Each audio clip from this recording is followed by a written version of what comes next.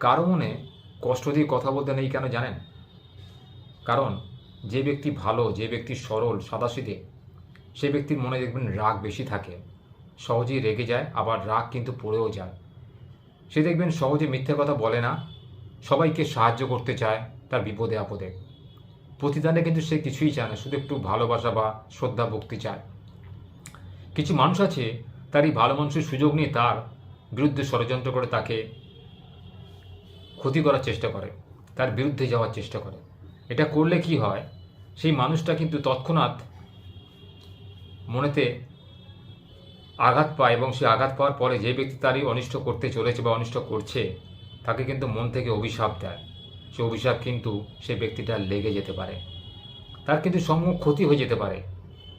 তাই কোনো সাহসীদের মানুষকে কিছু বলার আগে, তার মনে কষ্ট দিয়ে কিছু করার আগে, বা তার বিরুদ্ধে কোনো কথা বলার আগে যেটা সে সহ্য করতে চায় না বা শুনতে চায়নি, এক্সপেক্টও করেনি বা আশাও করেনি আপনার থেকে, সেটা যদি আপনি বলেন না, তার মনে এত কষ্ট হবে। সেই কষ্ট থেকে সে যদি মনে মনে আপনার বিরুদ্ধে একটা ভগবানের কাছে প্রার্থনা করে যে আপনার ক্ষতি হোক, দেখবেন সেই ক্ষতিটা কিন্তু আপনার হবেই।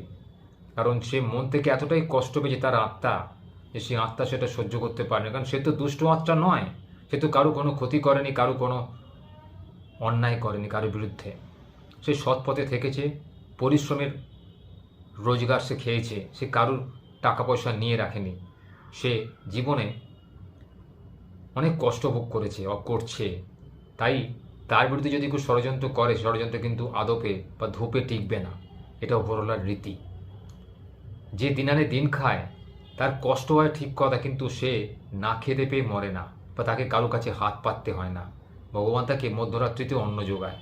আর যারা পালঙ্কে শুচ্ছে, সোনার পালঙ্কে শুচ্ছে, কোটিপতি, দামি গাড়ি চড়ছে, গয়নাগাটি পরছে, দামি দামি পোশাক পরিচ্ছদ পরছে, এখানে ওখানে বেড়াতে যেতে ঘুরতে যাচ্ছে, 2 নম্বরই পথে রোজগার করছে, তাদের অর্থ দেখবেন কর্পূরের মতো উড়ে যায়।